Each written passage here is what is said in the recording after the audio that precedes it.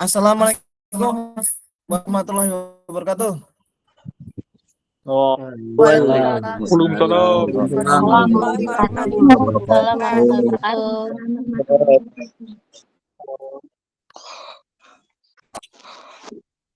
Assalamualaikum warahmatullahi wabarakatuh. Waalaikumsalam.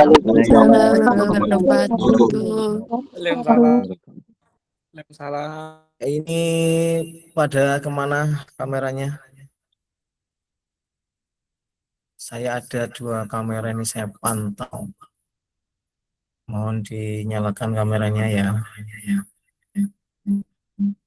Ya, kita mulai perkuliahan pada pagi hari ini. Bismillahirrahmanirrahim. Teman-teman pada nyalain dong kameranya.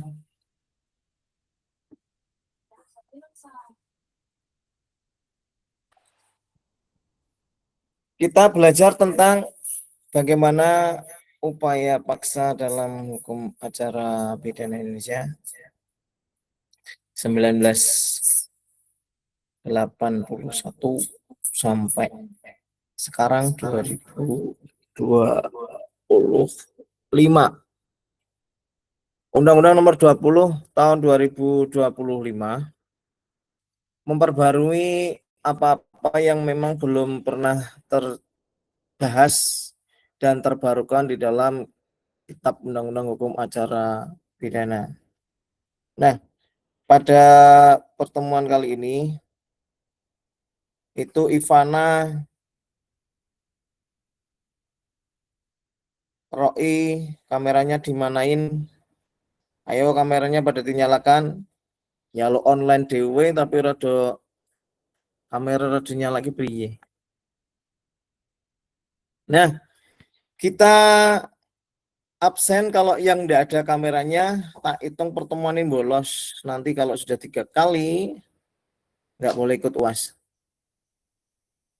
Bismillah, upaya paksa adalah tindakan hukum untuk membatasi hak asasi manusia. Jadi upaya paksa ini kenapa kok penting?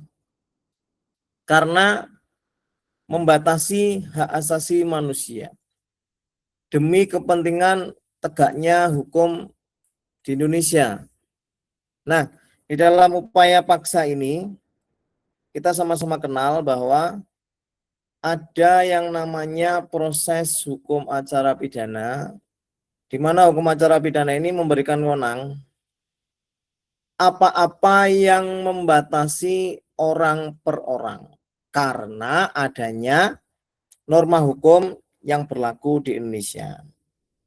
Contoh, untuk membatasi orang supaya tidak bebas, untuk membatasi orang karena sebuah pengekangan, untuk melakukan masuk dengan paksa terhadap rumah seseorang atau ruang tertutup yang lainnya, atau bahkan melakukan penggeledahan terhadap orang per orang. Serta dalam arti sekarang ada yang namanya penyadapan, membatasi ruang gerak seseorang untuk hal tertentu dan bersifat rahasia sehingga memperoleh suatu data yang valid, yang komplit, yang berkaitan dengan dugaan perbuatan pidana yang dilakukannya. Dan atau yang paling terbarukan adalah adanya pembatasan bepergian seseorang keluar wilayah negara Republik Indonesia dan pemblokiran akses data yang dimiliki pribadi oleh perorangan. Itu masuk di dalam kategori upaya paksa.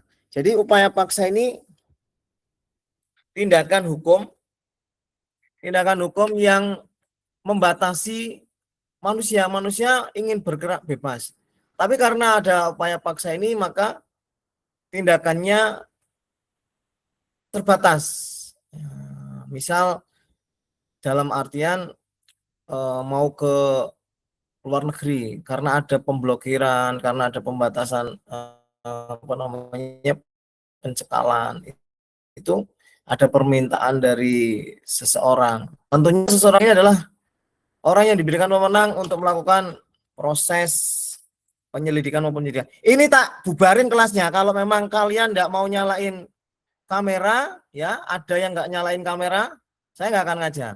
Karena ini keterbatasan kita, di mana kita mengajarkan bahwa ini upaya ini penting. Supaya kalian tahu, kok kenapa kita ditangkap, kok kenapa kita dibatasi nggak bisa kabur ke luar negeri. Ini adalah proses penting. Kenapa ada upaya paksa? Karena ada due process of law. Supaya tidak terjadi kewenang-wenangan. Supaya ada hukum yang ditegakkan. Jadi, jangan lagi berbicara, aku dibatasi, aku dikriminalisasi. Tidak ada, karena negara di dalam KUHP terbaru, itu ada due process of law yang harus dilaksanakan supaya apa-apa yang berkaitan dengan diri pribadinya yang tersangkut melakukan perbuatan jahat, dia memperoleh kewenangan, memperoleh hak asasi manusia yang tidak sebebas-bebasnya.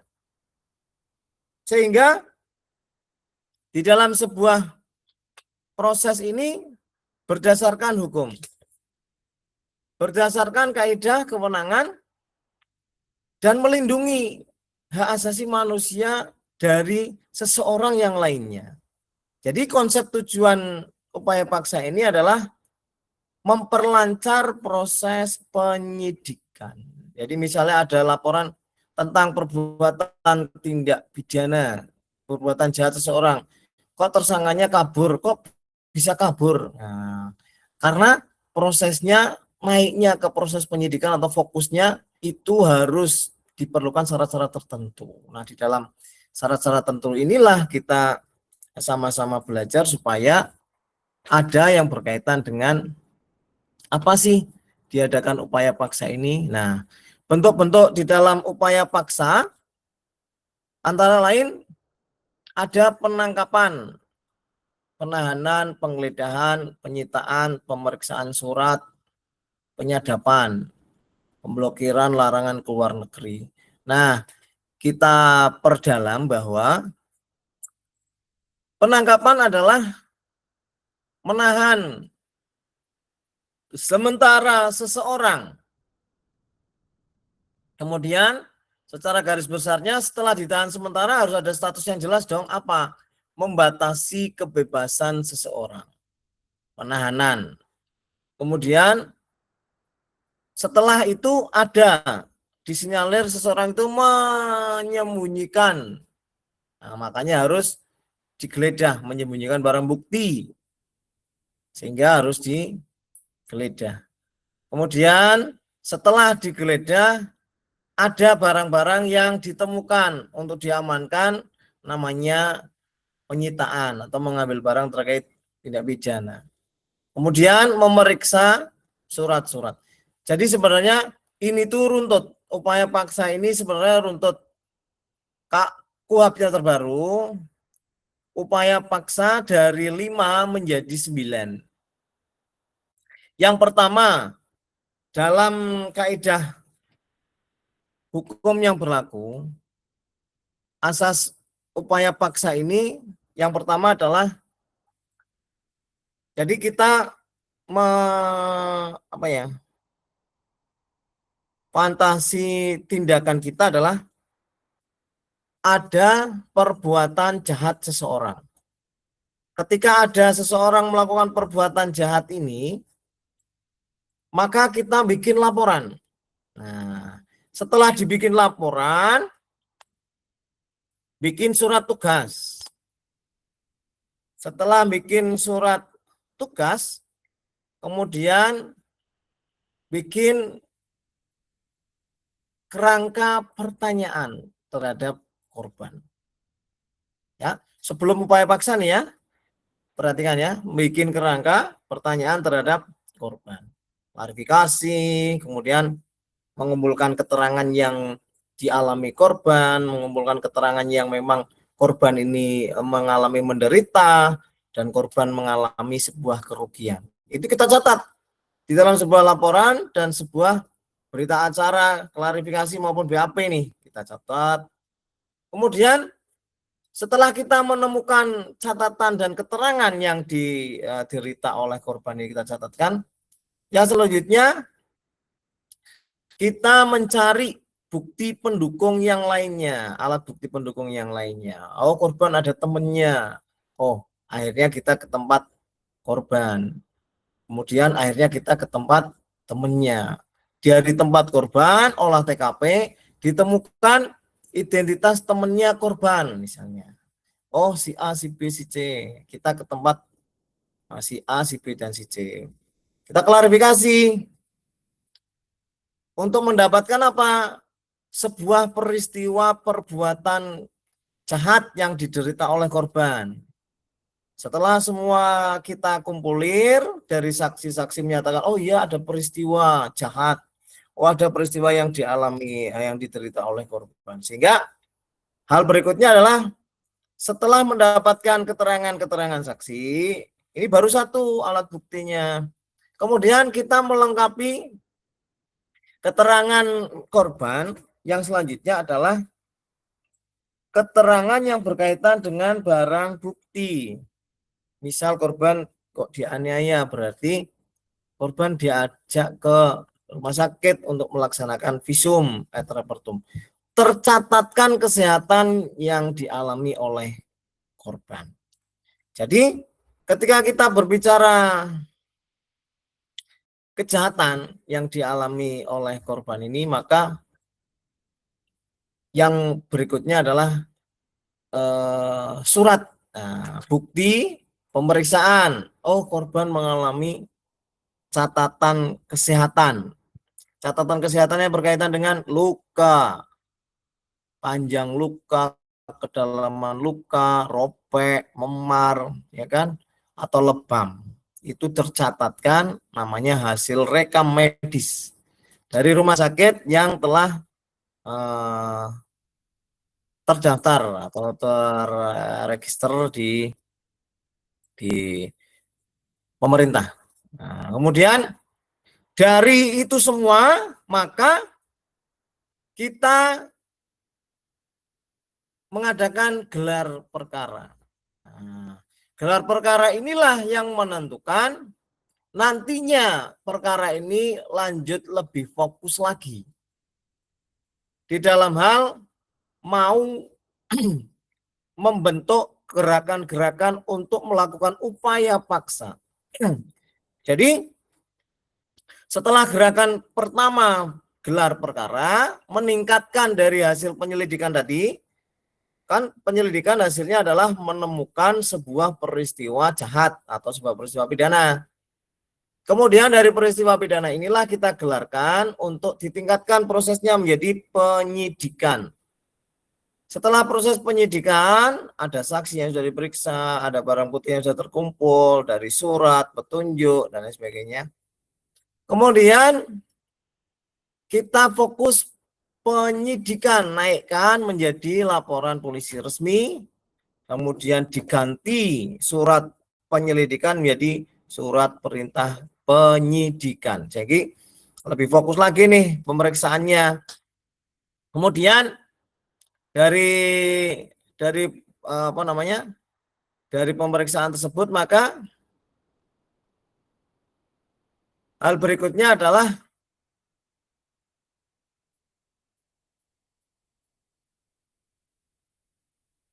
pemeriksaan yang telah dilakukan berbentuk klarifikasi dijadikan pro justisia. Pro justisia adalah proses pemeriksaan lebih serius, lebih fokus untuk mendapatkan sebuah keterangan siapa pelakunya. Intinya dari keterangan-keterangan itulah kita mendapatkan sebuah keterangan yang apa namanya lebih fokus menonjolkan siapa pelakunya. Gitu. Kemudian, .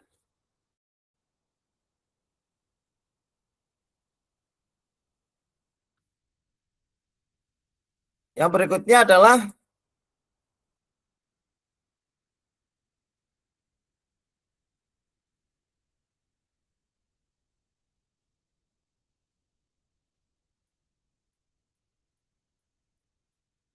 setelah mendapatkan sebuah peristiwa, ya, mendapatkan sebuah peristiwa, mendapatkan alat bukti. Nah ini kita masuk kepada apa yang sudah diperiksa ini menjadi berita acara lebih fokus. Digali lagi apa yang telah kita klarifikasi lagi. Yang telah diklarifikasi itu kita gali lagi, dipertajam lagi pertanyaannya. Dari 7K tadi dikembangkan lagi karena penyelidikan itu pertanyaannya paling ya 7K tadi 10 atau paling ya 10 maksimal 10 lah pertanyaan itu. Atau 15. Belum fokus kepada mengarah kepada pelaku, bagaimana cara dan apa saja, itu belum lebih fokus. Sehingga setelah timbulnya penyidikan, lebih fokus berita acaranya diganti menjadi prosesnya, isinya masih tetap sama dan isinya lebih dikembangkan lagi secara detail lagi. Jadi di situ ada nanti pelakunya menggunakan identitas apa, akun apa, ciri-cirinya bagaimana, dan lain sebagainya. Itu lebih fokus kepada BAP posisinya. Kemudian yang berikutnya, setelah semua, kalau tadi hanya pemeriksaan surat visum atau surat keterangan medis, sekarang diperiksa dokter medisnya, saksi ahli medis, dokter yang menangani luka-luka yang dialami korban. Itu diperiksa kembali, dijadikan sebuah alat bukti keterangan saksi ahli. Nah, setelah semua itu sudah kita dapatkan, maka tindakan berikutnya adalah menetapkan tersangka. Upaya pertama. Nah, ini upaya yang pertama adalah upaya penetapan tersangka, kemudian melakukan penangkapan, penahanan, dan sebagainya. Nah, asas-asas di dalam upaya paksa, yang pertama sampai dengan yang kelima. Diperhatikan bahwa menggunakan upaya paksa ini tidak sekedar hanya melakukan tak cekel, nggak bisa, tapi harus ada asas yang dipergunakan, tidak cuma hanya menangkap saja. Tadi sudah dibuktikan tuh, harus ada langkah pertama adalah adanya dasar yang jelas. Halo, ini kok mati kameranya, aku juga tak matiin lah, tak tinggal ngomong nih. Guys, kameranya pada nyala dong. Nyala Pak, mungkin sinyalnya. Ini di lampu nganggo laptop karo komputer gitu loh. Memantau kalian supaya kita bisa bertatap muka tanpa ada batas. Kemudian lanjutkan, asas pertama adalah asas legalitas.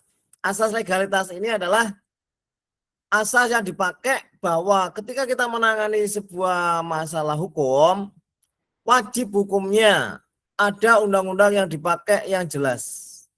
Semua tindakan dalam rangkaian kegiatan upaya paksa harus berdasarkan undang-undang yang berlaku di Indonesia. Jadi laporan, surat, kemudian laporan, surat, terus surat tugas tentunya, melakukan klarifikasi keterangan, itu semua harus ada dasar hukumnya, yaitu adanya laporan peristiwa, kemudian adanya surat tugas, itu asas legalnya di situ. Kemudian rangkaian pasal yang akan diterapkan sudah lebih dulu tercetak ketika laporan peristiwa itu terjadi, dilaporkan, kemudian mengarah kepada menjurus apa nih judul nih pasal yang akan diterapkan. Nah itu disitulah kita muncul apa namanya pasal peristiwa yang tercantum di dalam KUHP pelaksananya, kemudian pasal peristiwa yang tercantum di dalam KUHP pasal perbuatan jahatnya. Itu sudah harus dari awal ditotoh. Kemudian yang kedua menggunakan asas praduga tak bersalah, presumption of innocence. Kenapa kok kita harus melakukan praduga tak bersalah? Wis jelas-jelas Pak, ketok moto dan sebagainya. Ketok moto sudah jelas bahwa perbuatan tersangka ini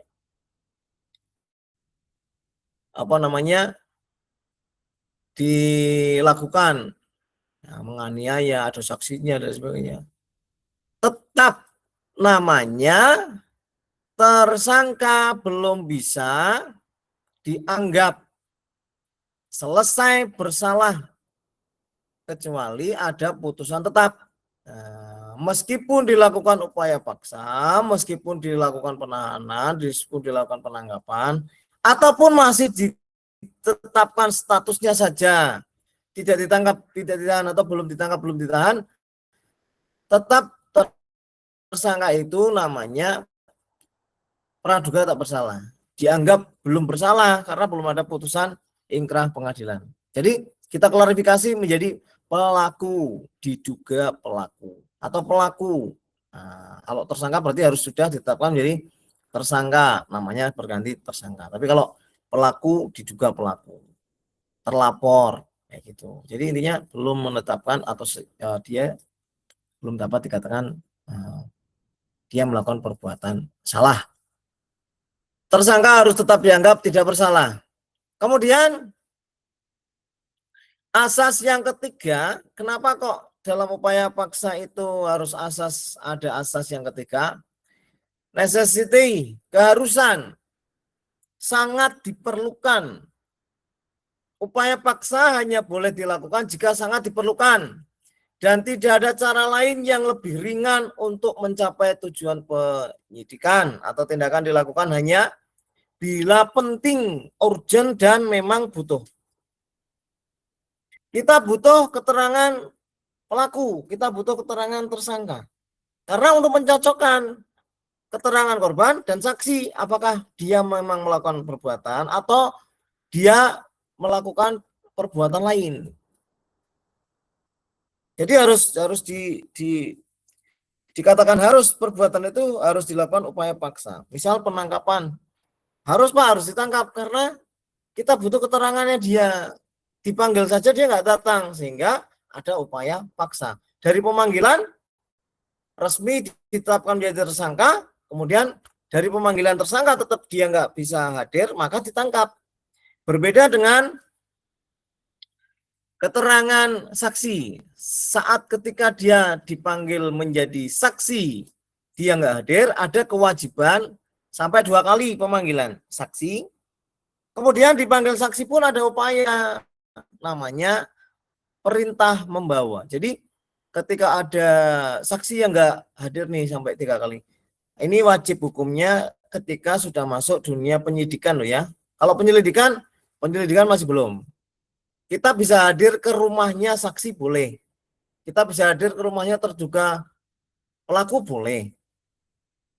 Tapi ketika pelaku dipanggil nggak datang di proses penyelidikan, dia memang nggak wajib datang. Datang boleh, nggak juga boleh. Kita akhirnya jemput bola ke sana. Kemudian sangat diperlukan ketika saksi itu, saksi yang diduga pelaku itu melakukan perbuatan itu dipanggil nggak datang, maka kalau di proses penyidikan ada surat perintah membawa.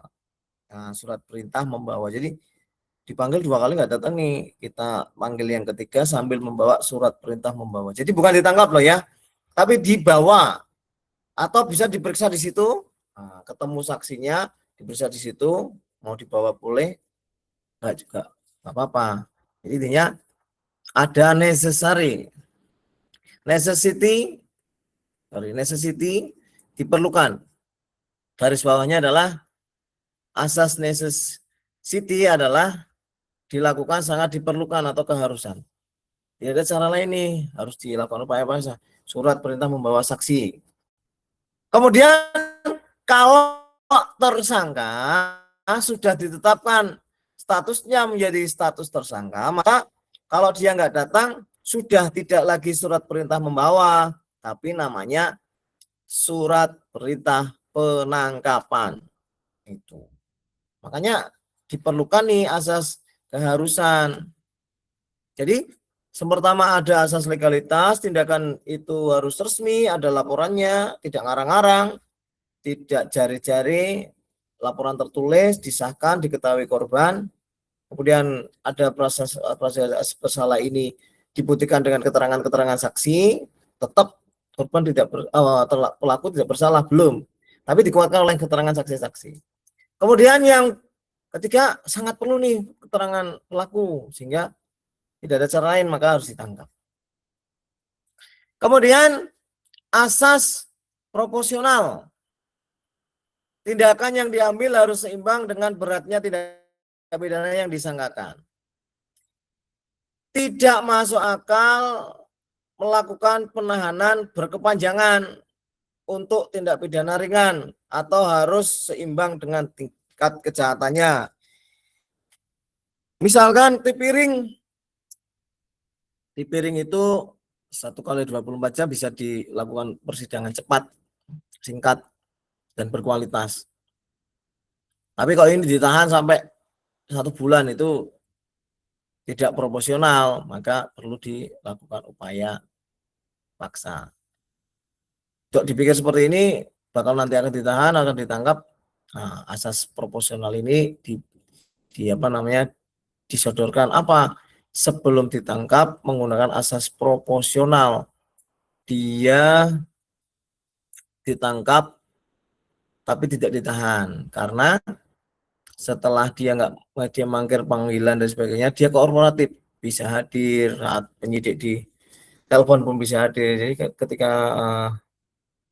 ya, ada salah satu tersangka ya dipanggil nggak pernah teko, terus ditangkap. Setelah ditangkap ini ternyata dia kooperatif, Pak, aku ada jaminan nih, tapi saya jangan ditahan, penangguhan penahanan, mohon untuk tidak ditahan, dikabulkan. Nah, setiap kali seminggu pisan di absen dia hadir. Kemudian pada saat melimpahkan kejaksaan P21 dilimpahkan ya, dia hadir ikut ke kejaksaan, dilimpahkan perkaranya, tapi di tempat jaksa ditahan. Jadi itu proporsi dari penyidik. Tindakan harus seimbang dengan tingkat kejahatannya. Kemudian yang berikutnya adalah asas akuntabilitas, keadilan cepat, sederhana, dan biaya ringan. Tindakan harus dapat diuji dan dipertanggungjawabkan karena ada proses pertanggungjawaban pidana. Jadi ketika terjadi upaya paksa ini, asas akuntabilitas nih, mau ditangkap ini meh gopo, meh ditahan ini meh gopo, digeledahi meh gopo. Pertanyaan itu yang paling sering dilontarkan ketika terjadi upaya paksa. Loh kok aku ditahan, kenapa? Supaya kamu dapat diadili karena pertanggungjawaban atas perbuatanmu, kayak gitu. Tindakan harus dapat diuji dan dipertanggungjawabkan. Diuji. Pada saat menangkap, ada nggak surat perintahnya? Ada nggak dasar hukumnya? Diuji di situ. Dipertanggungjawabkan. Setelah ditangkap ini, setelah aku melakukan penangkapan, nah, mau diapain ini? Orang ini mau diapakan? Itu bentuk pertanggungjawaban daripada tindakan upaya paksa. Kemudian ada syarat di dalam upaya paksa. Agar upaya paksa ini sah secara hukum, maka harus memenuhi syarat utama. Ada syarat objektif dan subjektif. Yang pertama adalah bahwa ada dugaan perbuatan kuat dari seseorang berdasarkan bukti permulaan yang cukup. Tafsir daripada bukti permulaan yang cukup adalah minimal 2 alat bukti. Alat bukti yang dilakukan oleh penyidik yang mengumpulkan beberapa jenis alat bukti. Di antaranya adalah alat bukti saksi, kemudian alat bukti surat,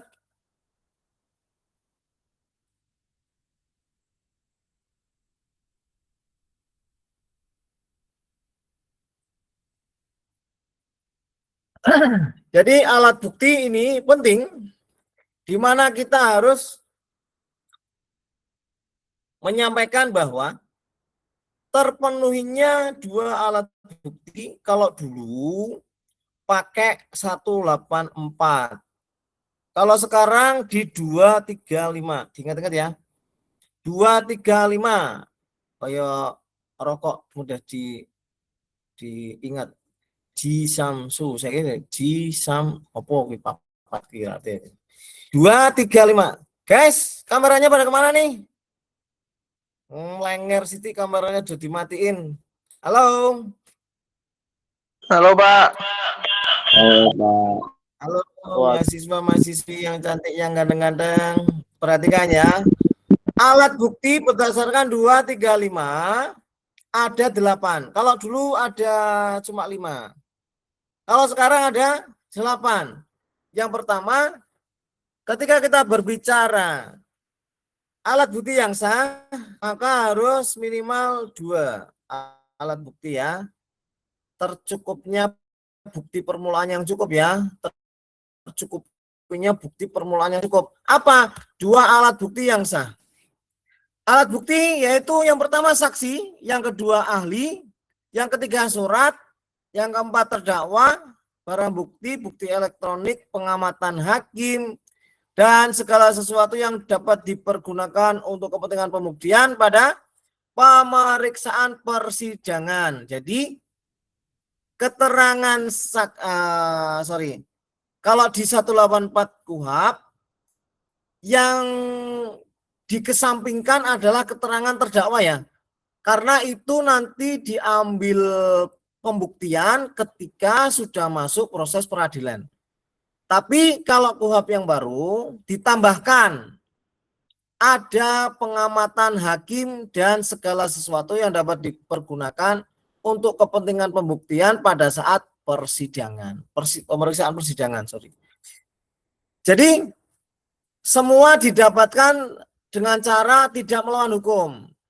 Ya, ini ditambahkan nih keterangan terdakwa, terus pengamatan hakim dan segala sesuatu yang digunakan untuk kepentingan pembuktian dari pemeriksaan persidangan. Itu alat bukti ya, diingat-ingat. Ketika ada pertanyaan, ada alat bukti yang berkaitan dengan proses penyidikan yang hanya ditemukan di persidangan adalah keterangan saksi, keterangan ini bukan. Keterangan terdakwa, pengamatan hakim, dan segala sesuatu yang dapat digunakan untuk kepentingan pembuktian pada saat pemeriksaan persidangan. Gitu ya, ada 3 ya. Yang pertama, alat bukti saksi, upaya paksa di dalam alat bukti saksi. Jadi ketika kita membuktikan perbuatan melawan hukum ya, syarat di dalam upaya paksa ada 2 alat bukti. Kita buktikan saksi, ada harus membuktikan memeriksa seseorang minimal 2 saksi. Kemudian ada pemeriksaan saksi ahli, surat, kemudian barang bukti. Nah, di dalam barang bukti ini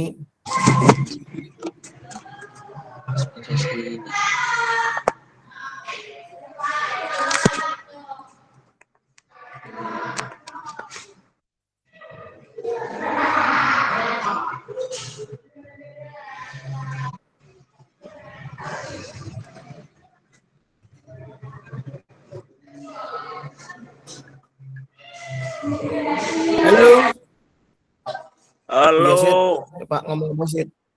Mas Abu Yazid mic-nya Mas, matikan Mas. Halo, itu kameranya dinyalakan dong. Ya, barang bukti ini kita apa namanya? Kita jabarkan ya. Ada syarat upaya paksa, namanya bukti permulaan yang cukup nih. Kita ambil ada yang namanya keterangan barang bukti. Kalau dulu belum ada ya. Dulu barang bukti itu masuk di dalam kategori petunjuk, bukti petunjuk kalau dulu. Nah, ini dijabarkan ada namanya barang bukti. Barang bukti ini dijelaskan di pasal 235 ya, ayat 1 huruf E di Undang-Undang Nomor 20 Tahun 2005. Dia punya syarat.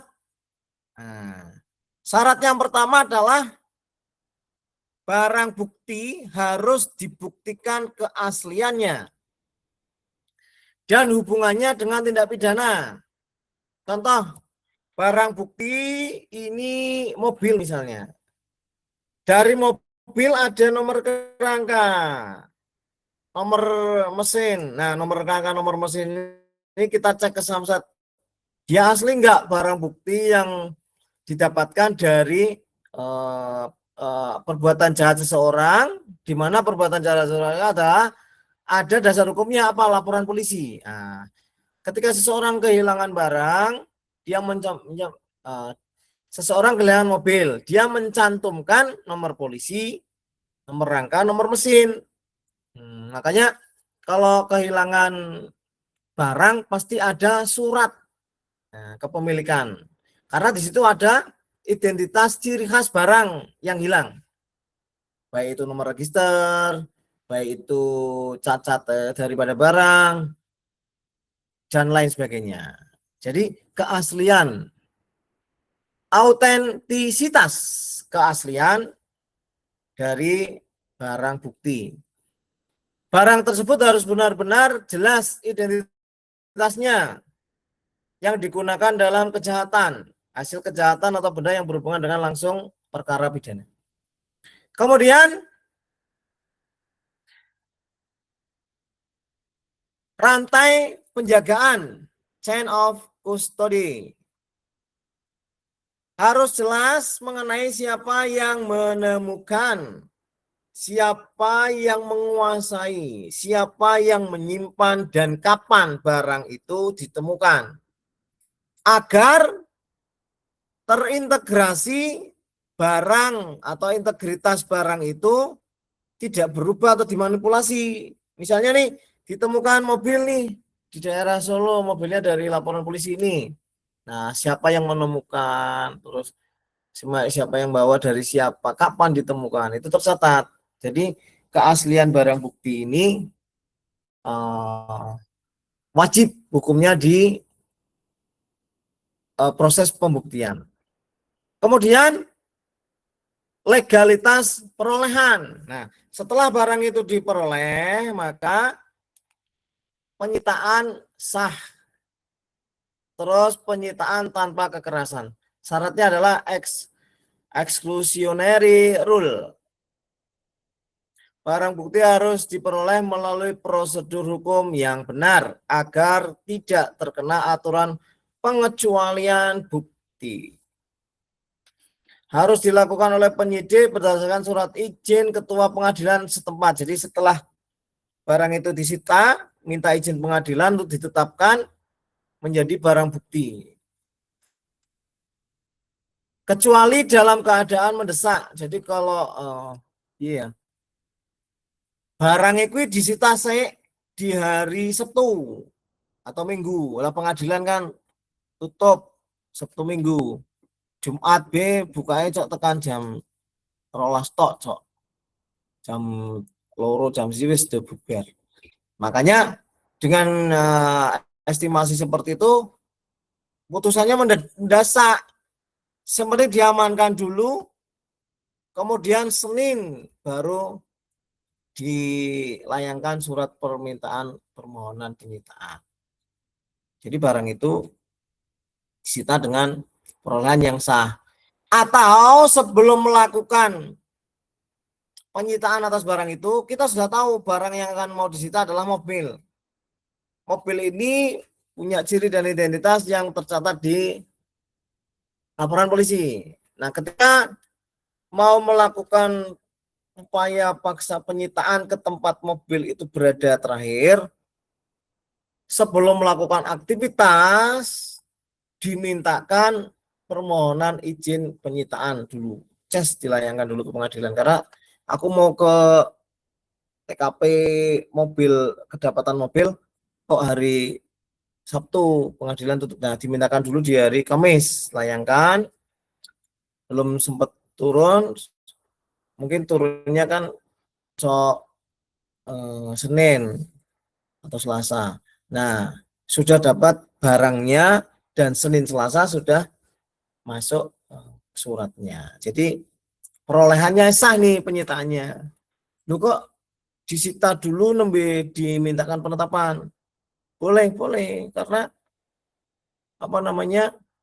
Atau dilakukan proses izin dulu sebelum disita. Teknisnya itu melihat jadwal kegiatan mau menyitanya. Kemudian teknisnya melihat jadwal di mana bentuk layanan ini apa namanya? Bentuk layanan ini tutup atau tidaknya kantor itu. Kemudian diperoleh bukti tidak boleh dilakukan dengan melawan hukum. Seperti menyiksa, memaksa atau menggeledah ilegal. Menggeledah ilegal ini ya, kayak misalnya kita menggeledah seolah-olah tidak ada barang nih, tapi kita di situ ditaruh barang, menggeledah ilegal tanpa surat. Kemudian yang terakhir ada kekuatan pembuktian. Ini nanti secara formil barang bukti menjadi berbicara di persidangan, tapi nanti kekuatan pembuktian ini harus dihubungkan dengan saksi yang lainnya atau alat bukti yang lainnya. Tadi ya, nilai pembuktian bergantung pada apa alat pembuktian itu sendiri, kemudian alat pembuktian yang berkaitan dengan alat bukti yang lainnya, kemudian perolehan keaslian dan cara bersosial daripada alat bukti tersebut. Nah, contohnya ketika berbicara pembuktian di persidangan atau pembuktian di instansi penyidik, dikaitkan dengan alat bukti yang lainnya, misalnya sebuah pisau menjadi sangat kuat jika ada di keterangan ahli yang mencocokkan adanya sidik jari terdakwa pada pisau tersebut, atau keterangan saksi yang melihat bahwa pisau itu digunakan oleh pelaku yang melakukan perbuatan jahat kepada korban. Nah, itu contohnya daripada kekuatan barang bukti nih, bukan alat bukti ya.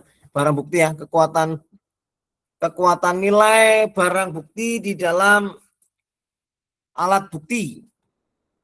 Kemudian kita contohkan di dalam syarat upaya paksa penetapan tersangka. Nah, upaya paksa untuk menetapkan tersangka harus didasarkan pada minimal 2 alat bukti yang sah. Nah, alat bukti yang sah tadi sudah disebutkan ya. Ada barang bukti, ada ini. Jadi ada saksi, ada ahli, ada surat, ada keterangan terdakwa, barang bukti, bukti elektronik. Nah, penetapan tersangka juga bisa didasarkan pada bukti elektronik. Apa bukti elektronik? Segala sesuatu yang berkaitan dengan barang-barang elektronik.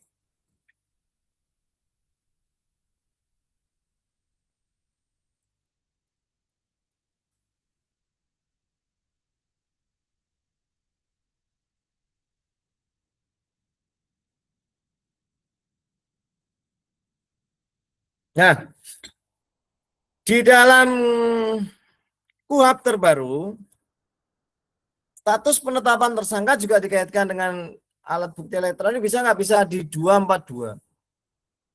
232 ayat 1 huruf F, bukti elektronik adalah segala sesuatu yang berkaitan dengan elektronisasi, yaitu sekumpulan data, barang, jaringan, sistem, ya.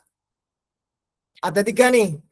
Alat bukti elektronik ada 3. Yang pertama ada informasi elektronik. Yang kedua, dokumen elektronik. Dan yang ketiga, sistem elektronik atau jaringan. Informasi elektronik di dalam alat pembuktian untuk mendapatkan kegiatan upaya paksa, yaitu yang pertama ada informasi elektronik. Tulisan teks, misal pesan chat WhatsApp, email, telegram, ya, file yang dikirim lewat tulisan ke informasi elektronik. Suara dan rekaman elektronik, misalnya rekaman suara telepon, voice note, ya kan? Voice note ya. Kemudian gambar dan foto, misalnya tangkap layar, screenshot ya, screenshot atau digital, rekaman gambar atau foto atau video itu selain voice note, selain screenshot dan foto digital itu ada rekaman video call. Nah, itu ada di video atau rekaman. Kemudian ada peta, rancangan atau simbol-simbol yang mempunyai makna tertentu yang didapatkan di informasi elektronik. Yang kedua ada dokumen elektronik. Setiap elektronik mempunyai ciri informasi elektronik yang dibuat, diteruskan. Ya, silakan. Ada yang bertanya tuh. Mbak Indah mau.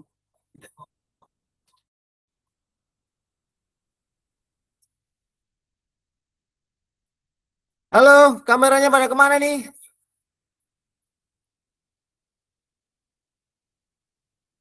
Coba tak sawangi kameranya pada kemana ini kok enggak ada nih. Mas Salman Wiranto.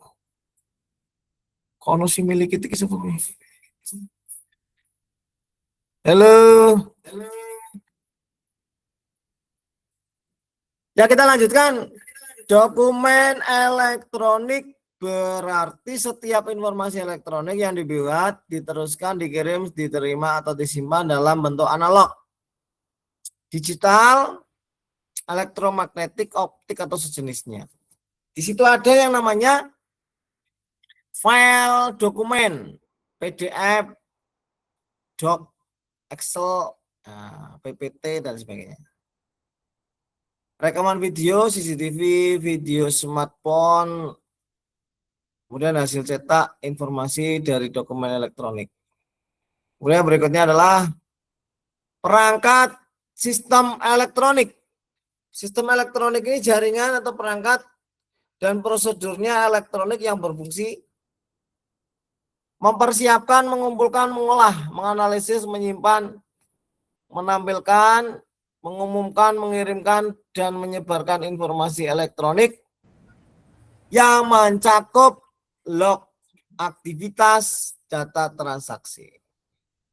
Semua daripada pembuktian di dalam bukti elektronik wajib hukumnya disahkan,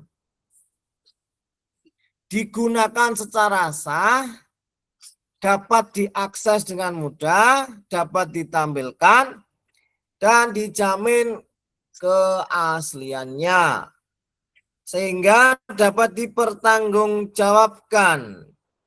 Di dalam berbagai macam kasus, dari pembuktian yang bersifat elektronik ini dibutuhkan ahli forensik digital.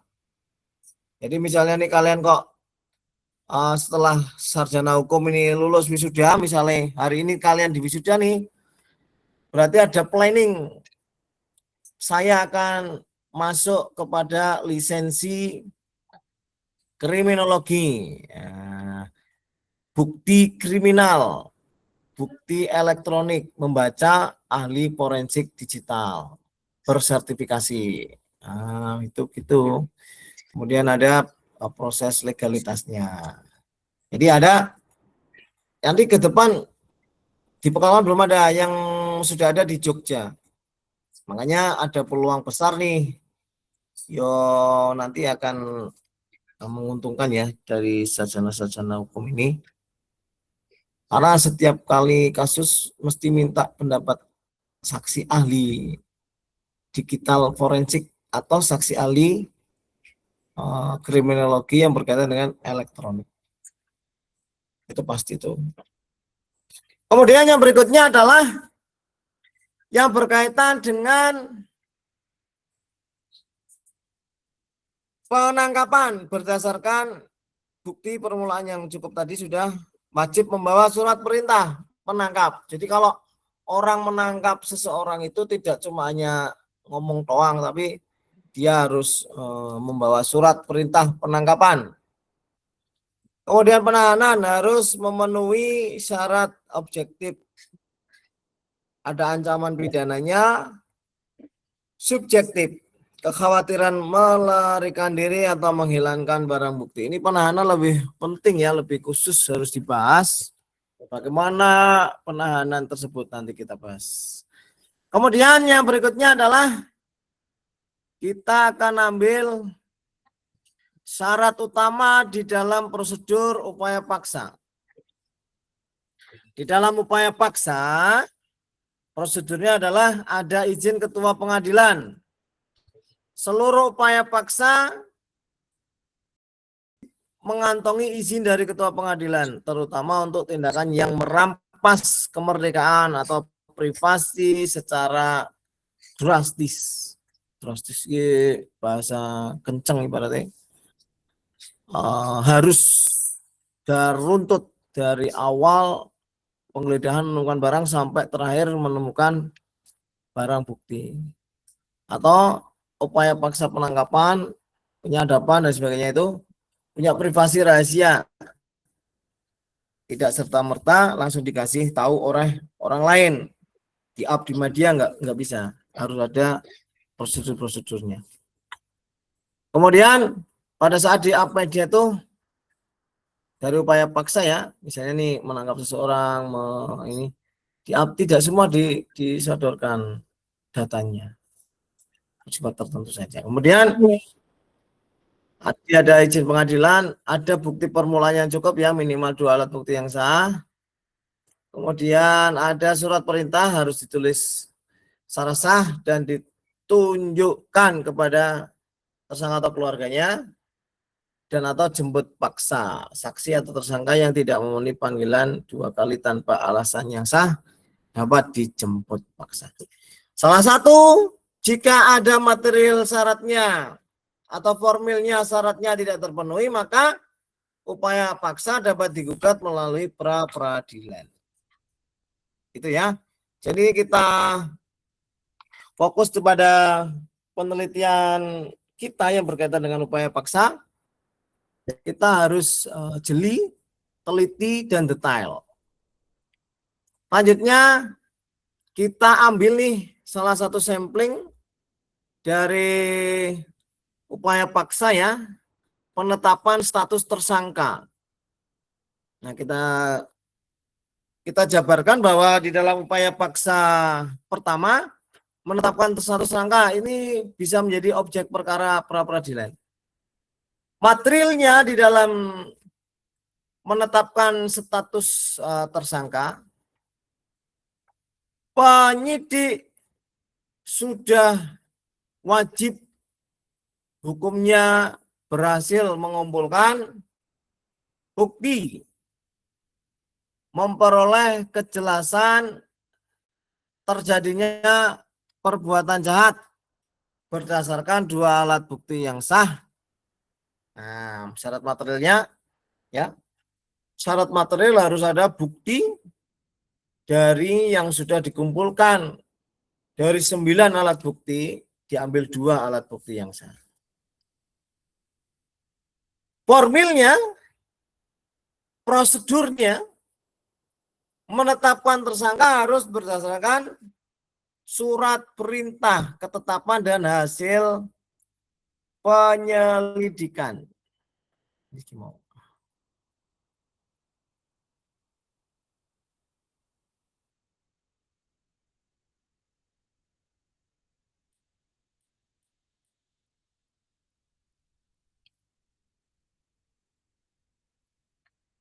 Tambah ya hasil gelar perkara dan surat perintah. Dari hasil gelar perkara, terutama gelar perkara ini karena penetapan tersangka ini wajib hukumnya digelarkan supaya tahu hasil penyelidikan atau penyidikan dari penyidik ini mana sudah tercukupi belum buktinya untuk ditetapkan menjadi tersangka. Jadi dua alat bukti ini kita uji materi dalam gelar. Maka namanya syarat formil. Kemudian munculkan surat perintah penetapan tersangka oleh penyidik. Kemudian penetapan tersangka, penangkapan 1x24 jam, penahanan, dan semua yang berkaitan dengan upaya paksa adalah upaya paksa yang dapat dilakukan tanpa izin pengadilan, berbeda dengan penggeledahan dan penyadapan. Jadi ketika kita mau nangkap seseorang, kita mau menahan seseorang, itu tidak lewat izin pengadilan. Jadi kalau kita mau, tadi yang kita contohkan adalah penyitaan ya, tapi kalau nangkap nggak perlu izin. Aku pak nyekel wong izin pengadilan dilalah, pakai pengadilannya sih diizini kenal, ayo kabur hilang. Gitu ya. Upaya paksa di dalam hal penangkapan, penahanan itu pengecualian, tidak izin pengadilan, tanpa izin pengadilan. Itu gitu kalau memang penetapan tersangka terus penangkapan, penahanan itu kok ternyata harus izin, maka nanti ya gimana lagi wes, tersangkanya cok kabur. Nah, Pak ada sih Pak harus dikhawatirkan kabur, tersangka harus ditahan, harus ditangkap. Nah makanya kalau kita mau menangkap terus meminta izin dulu, dikhawatirkan nanti bocor. Wong banyak sih yang seperti itu. Ketika kita mau menangkap seseorang nih, kita harus benar matang, kemudian nggak boleh bocor ke tingkat penyidik lain atau polisi atau jaksa dan sebagainya, atau pilar 4 ini nggak boleh ditembusi dulu kalau kita mau menangkap. Karena kalau menangkap ditembusi ya kabur. Ditembusi surat perintah penangkapannya ketika seseorang itu sudah ditangkap, baru ditembusi ke keluarganya bahwa oh ini atas nama ini sudah ditangkap, ditembusi surat perintah penangkapannya. Penetapan tersangka status ini masuk objek pra peradilan bersama dengan 9 objek yang lainnya.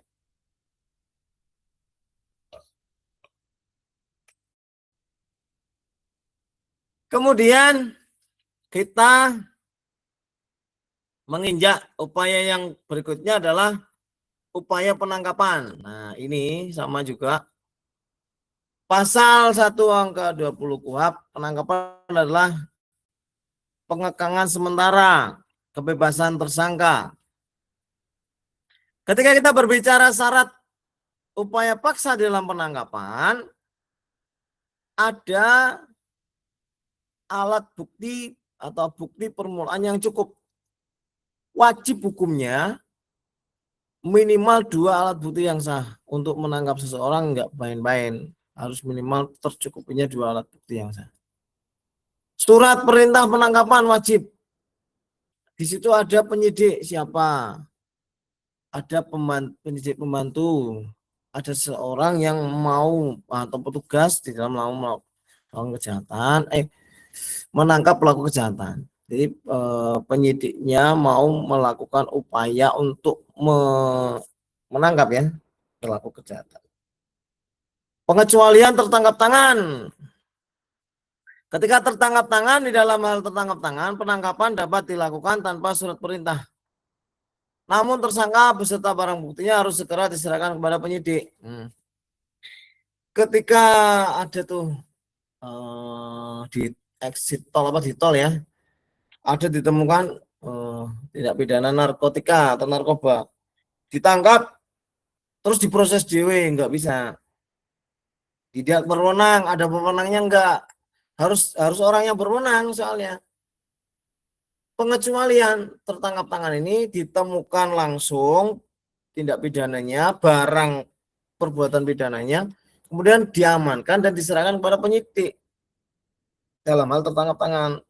Jadi keasliannya masih utuh, bukan ditangkap diamankan dulu, baru besoknya diserahkan. Keasliannya kemana gitu? Keaslian kejadian ya, kita perlukan adalah keaslian kejadian. Makanya kita ajarkan kepada teman-teman semua, relate keaslian kejadian ini atau peristiwa ini, status quo-nya harus aman. Supaya kita bisa tahu identitas pelaku dan bagaimana cara pelaku melakukan perbuatan jahat. Itu seperti itu. Jadi kenapa kita nggak boleh Pak ngamankan dulu kemudian besoknya baru diserahkan? Karena relate. Apa? Keaslian yang memang menjadi pokok permasalahan kita adalah yang pertama adalah keaslian. Di mana perbuatan itu asli terjadi. Dan bagaimana seseorang penyidik ini bisa membuktikan bahwa ada pelaku yang melakukan tindak kejahatan. Sehingga asli ini nggak bisa ditawar-tawar lagi. Memang hukumnya wajib. Asli dalam itu tadi, menghadirkan pelaku, menghadirkan peristiwa, menghadirkan saksi-saksi. Ini asli, harus wajib. Ada cukup, ada surat perintah penangkapannya, dan tertangkap tangan ini memang ya harus diserahkan sesegera mungkin, diserahkan, ditunda-tunda lagi, diserahkan kepada penyidik yang terdekat. Semua tercatat keterangannya, diperiksa validitasnya, dan dikross-checkkan dengan barang bukti yang ditemukan. Itu tujuan penyidikan di dalam penangkapan adalah penangkapan dilakukan dalam rangka kepentingan penyidikan tindak pidana. Selain dari video nggak bisa. Menangkap, apa menangkap? Wewenangnya ada nggak? Karena penangkapan dilakukan dalam rangka kepentingan penyidikan tindak pidana. Kalau tidak, berarti masuknya pengekangan, penculikan. Itu loh, makanya hati-hati kalau kamu tanpa lisensi apapun, kemudian membawa seseorang, kemudian seseorang itu nggak bisa dibebaskan, atau dalam istilah kata kasar adalah ditangkap, maka nanti akan secara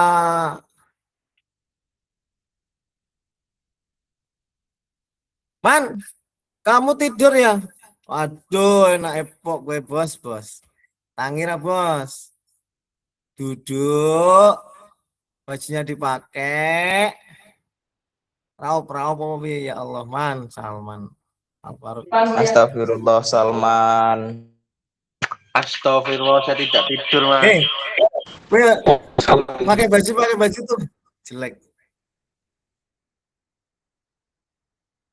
Aja ngawur semrawut loh. Iki gunane online aku ra seneng iki kok ngono kuwi, nyepelake. Wis ngligo lele ya. Kuliah.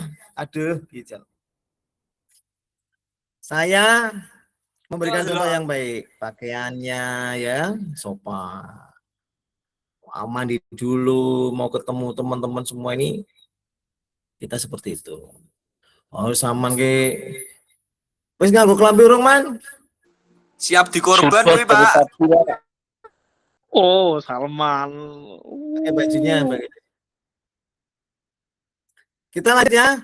Pengecualian tertangkap sudah, tujuannya untuk kepentingan penyidikan tindak pidana bukan tujuan yang lainnya. Kemudian yang berikutnya adalah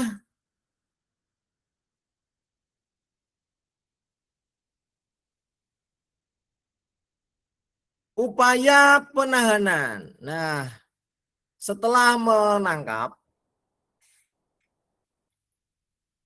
penahanan ini penting. Kita tambahkan ya, di penangkapan ada batasan ditangkap. Nah, kenapa kok ada batasan? Karena harus jelas saya ditangkap untuk apa. Saya ditangkap terus mau diapakan, itu harus jelas. Yang pertama, batasan penangkapan itu adalah 1x24 jam. Diperiksa, ditangkap untuk diperiksa. Sama juga membawa ya, surat perintah membawa juga kepentingannya 1x24 jam. Saksi dibawa dengan surat perintah membawa itu sampai di kepolisian atau di ruang penyidik 1x24 jam juga sama. Harus dijelaskan statusnya setelah diperiksa itu, setelah ditangkap atau dibawa, statusnya mau diapa ini? Ada proses penyidikan ini mau ditetapkan status apa, tersangka atau saksi. Nah, setelah 24 jam ada dari penyidik narkoba itu 3x24 jam. Karena dia proses pembuktiannya agak rumit, agak susah. Jadi dia harus mengcross-checkkan tertangkap tangannya, kemudian mengcross-checkkan aliran jaringannya, kemudian membuktikan bahwa barang yang ditemukan ini bisa mengalir kepada jaringannya. Itu narkoba ya, 3x24 jam. Jadi kenapa narkoba kok bisa lama? Karena dia setelah terbukti, tertangkap tangan, ada bukti narkobanya, dia harus dicocokkan barangnya dari siapa, dari sana. Mana lagi ya, itu jaringannya harus dijelaskan. Karena agak sulit narkoba. Nah, kalau sudah 1x24 jam atau 3x24 jam itu sudah diperiksa valid, maka hasilnya harus diumumkan. Apa? Ditahan atau tidak. Kalau tidak, ya disuruh pulang, tapi tercatat wajib absen selama proses penyidikan masih berlangsung. Nah, proses penyidikan itu masih berlangsung sampai dengan penyidik yakin perkara itu sudah bisa diberkas dan dilimpahkan kepada kejaksaan. Itu proses penyidikan selesai. Kemudian penahanan di tingkat penyidikan, siapa yang berwenang melakukan penahanan? Ada penyidik, penuntut umum, dan pengadilan. Ini penahanan penempatan tersangka di tempat tertentu.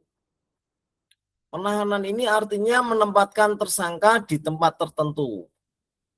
Di WC, apa di ya seperti itu, di tempat yang ada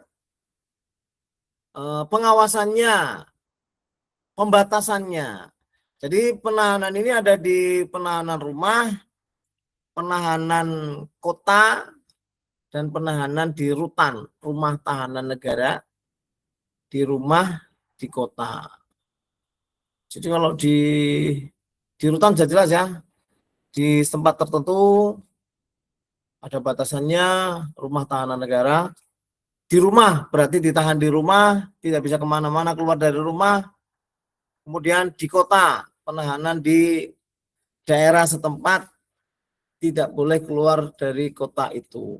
Kayak kemarin tuh Bapak Menteri itu kan kok dikeluarkan dari tahanan? Bukan dikeluarkan dari tahanan. Beliau memohon memindahkan untuk proses penahanannya bersifat tertentu selama beberapa kurun waktu tertentu atau cuti masa tahanan atau apa itu istilahnya di situ.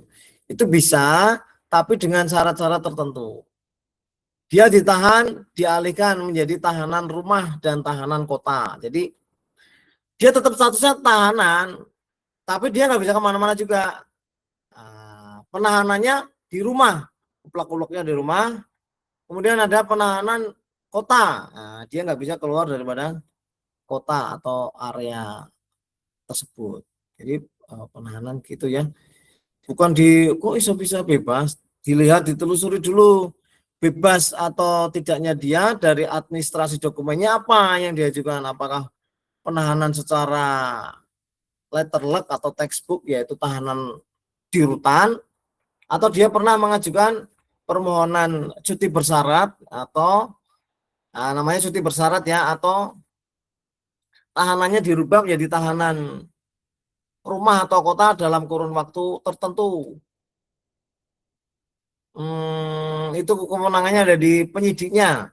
Kalau sudah ingkrah nggak bisa. Kalau sudah ingkrah, kalau sudah dieksekusi ya, ingkrah dieksekusi nggak bisa itu keluar dari tahanan atau tahanan dialihkan, kayaknya nggak bisa karena ada aturannya jelas.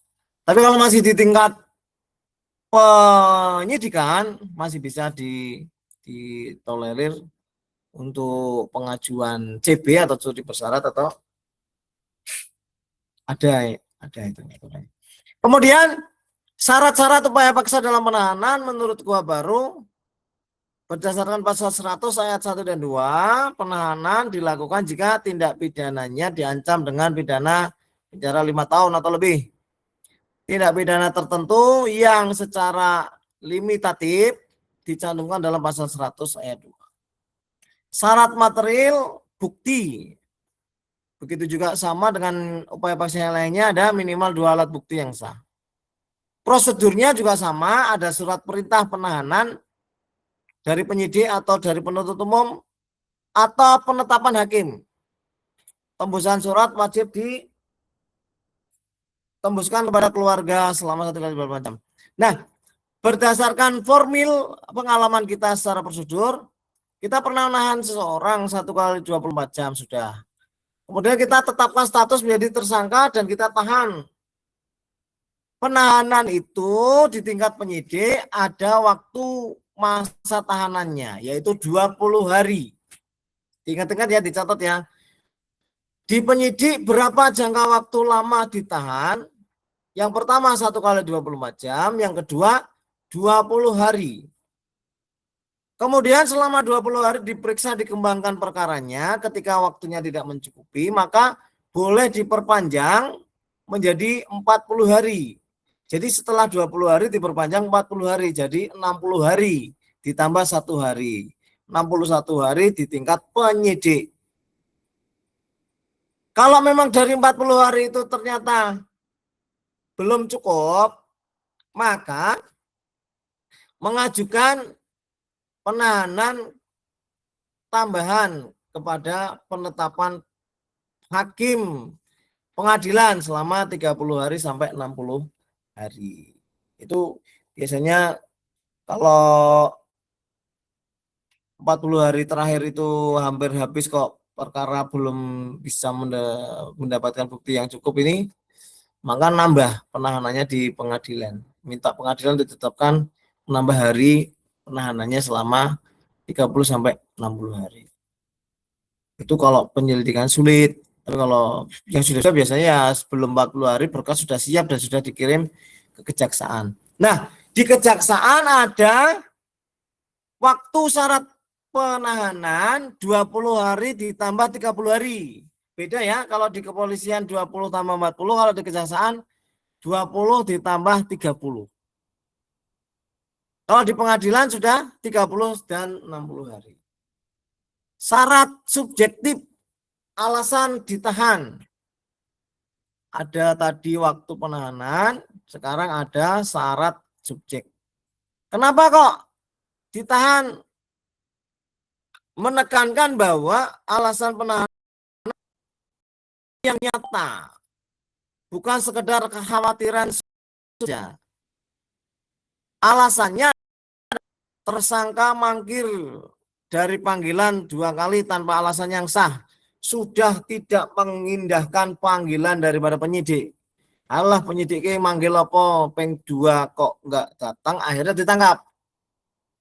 Naikkan status tersangka atau tersangka sudah menjadi status tersangka tapi dipanggil nggak pernah hadir 2 kali, akhirnya tangkap. Tersangka menghambat proses penyidikan atau proses peradilan, tangkap aja. Kemudian kekhawatiran tersangka akan melarikan diri, merusak barang bukti, dan mengulangi tindak pidana. Ini harus didukung alasan yang objektif. Tersangka melarikan diri karena sudah banyak korban dan sebagainya, akhirnya tersangka mengkhawatirkan kalau tersangka melarikan diri ditahan. Tersangka kalau bisa potensi merusak barang bukti juga bisa ditahan. Atau mengulangi perbuatan pidananya dia. Kemudian di dalam upaya paksa ini harus ada kontrol hakim di dalam KUHP baru nih. KUHP baru ini memperketat kontrol hakim terhadap upaya paksa demi perlindungan hak asasi manusia melalui perluasan objek pra peradilan. Nah, kenapa kok hakim ini penting terhadap upaya paksa? Karena due process of law tadi, jangan ada kewenang-wenangan baik di tingkat penyidik, penuntut maupun hakim sendiri. Jangan ngerusui proses yang sedang dijalankan oleh penegak hukumnya. Makanya poin kontrol hakim ini tertuang dalam KUHP baru ada beberapa, supaya ada kejelasan mengenai perkara pidana tersebut. Tujuannya adalah memastikan setiap tindakan pemaksaan memiliki dasar hukum yang kuat dan dapat dipertanggungjawabkan melalui uji yudisial oleh hakim. Poin pentingnya yang pertama adalah memperluas objek pra peradilan. Berdasarkan pasal 158 baru KUHP-nya, mekanisme kontrol ini tidak hanya pada penahanan dan penangkapan saja, tapi diperluas. Sah tidaknya penetapan tersangka, proses penyidikan yang tidak dijalankan dengan benar, proses penggeledahan, proses pemblokiran, serta proses intimidasi melarang keluar wilayah Indonesia. Itu semua dilakukan secara tidak dokumen administrasi yang dibikin sebelum melakukan upaya paksa tersebut. Kemudian penguatan hak asasi manusia. Ini mewajibkan bahwa tindakan penyidikan ini dilakukan secara ketat untuk menghormati HAM, di mana hakim menguji melalui keabsahan tindakan tersebut. Ada nih, contoh memanusiakan manusia, misalnya harusnya tidak ditersangkakan, tapi untuk menjadi tersangka. Security, scrutiny, pengawasan yudisial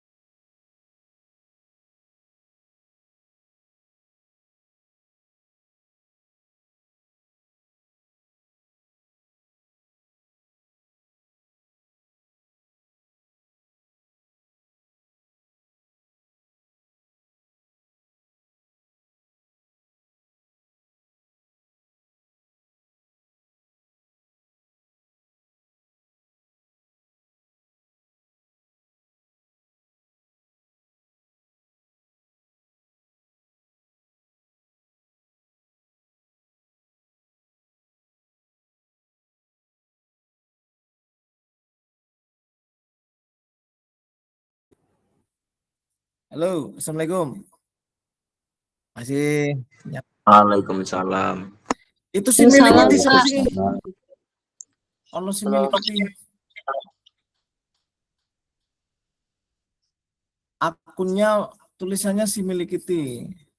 Mas Kaji. Ketok ke wajahnya. Asik Mas Nah, Kak. yang lainnya mana nih? Harus ketok ya wajahnya. Tak absen. Kita absen mulai dari kelas A.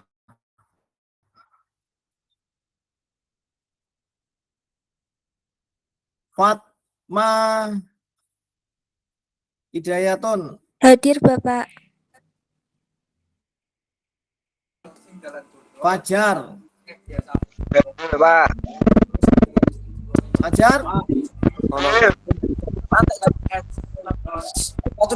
Sikit. Sikit. Hadir. Pokoknya ini orang bersuara, saya hitung bolos. Sigit Arif Rahman. Hadir, Pak. Amsal.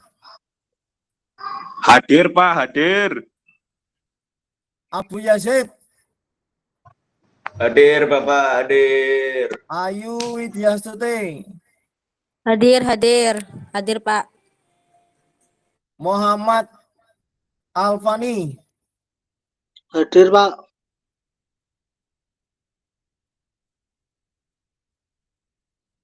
Alfarisi. Muhammad Alfarisi. Alfarisi mana? Zaki. Hadir. Itu Lutfi Anissa gue burung wi. Nah, gitu wajah cantiknya. Nurun Najma. Hadirah Pak. Yasmin. Hadirah Pak. Yasmin. Hadirah. Aja. Hadir Pak. Hafid. Dalam.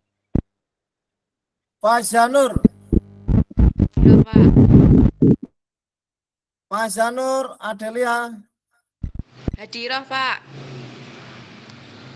Sarah Aziza. Hadirah. Nurina.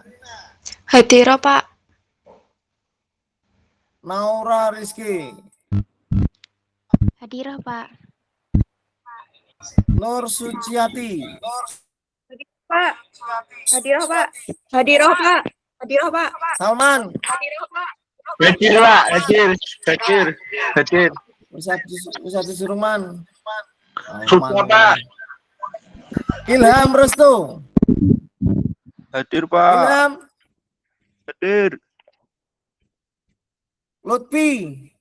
Lutfia.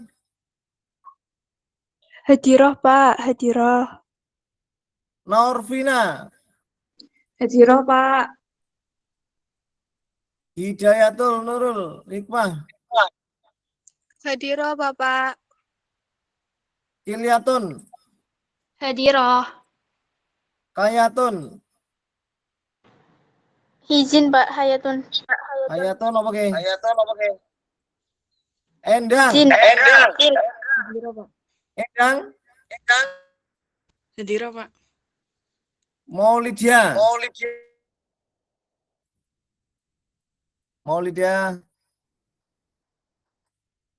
Maulidia Roma nggak ada.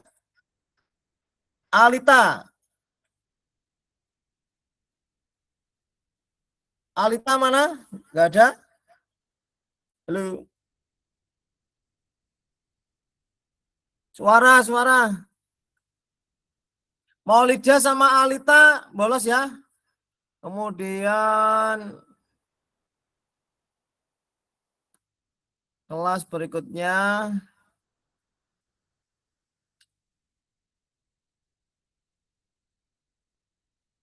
Ini tanggal berapa sih? Tanggal 9.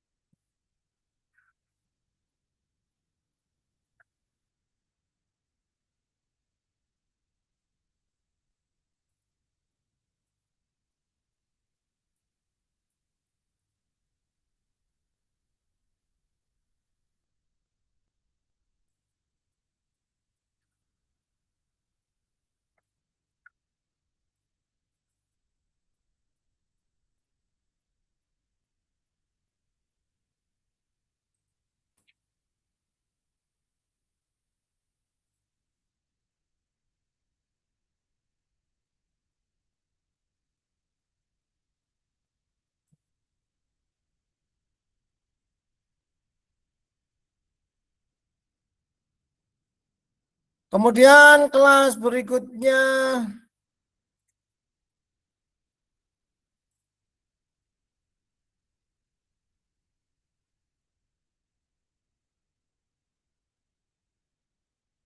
kita absen juga kelas B ya. Kelas B persiapan.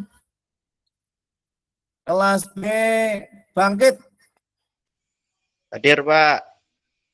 Hadir. Siska, Hadirah, Pak. Hadir.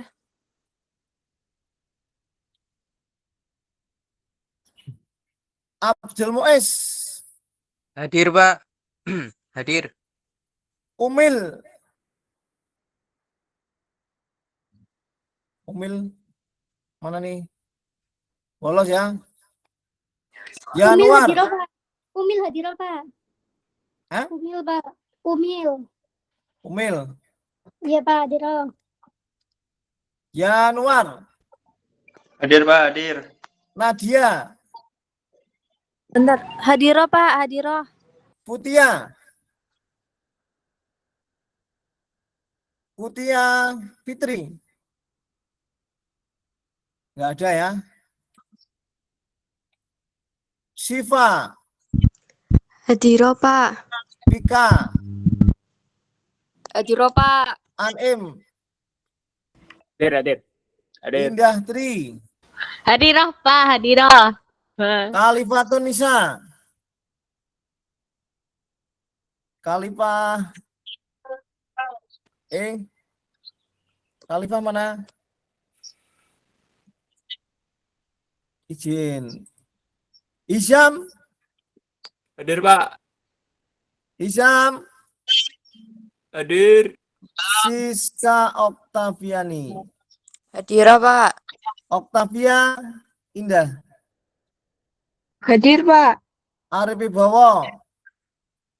Hadir, Bapak. Hadir. Saya di sini. Wiranto. Hadir, Pak. Rahma. Hadirah, Pak. Hadirah. Fahri. Bayu. Hadir, Pak. Hadir. Kauni. Hadirah, hadirah. Alifka. Hadirah, Pak. Roi. Hadirah, Bapak, hadirah. Maila. Hadirah, Pak. Hadirah. Ivana.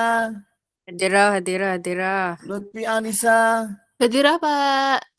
Tajul Arifin. Hadir. Oi, hadir, Pak.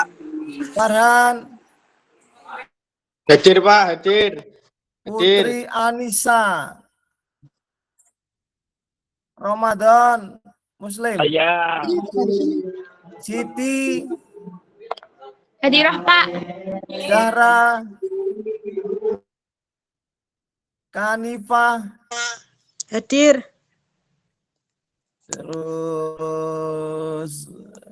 Iza. Hadir, Pak. Hadir. Zahrotul Yasmin. Hadir, Pak, hadir. Kapitotun. Hadirah, Pak. Amirul Syah. Amirul. Bolos ya. Rapi Aji. Hadir. Oke. Ayo kameranya dinyalakan, saya foto nih. 1. Okta Indah Wiranto. Siti, nyalakan kamera. Siti. Senyumnya, Kanifah. 1, 2. Kamleng ini apa sih? Ono kamleng barang gue. 1, 2, 3, 1 lagi. Bentar. Ini dulu nyalain WhatsApp-nya.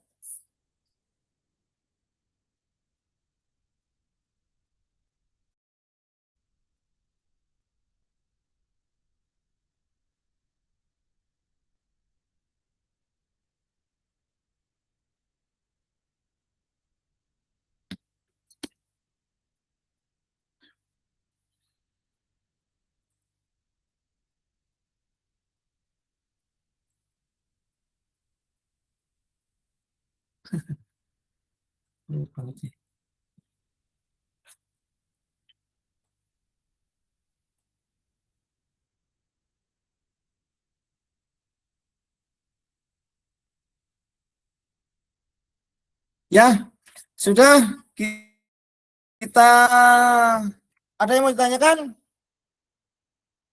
Kalau tidak ada, kita akhiri. Wassalamualaikum warahmatullahi wabarakatuh. Waalaikumsalam warahmatullahi wabarakatuh. Salam. Merdeka.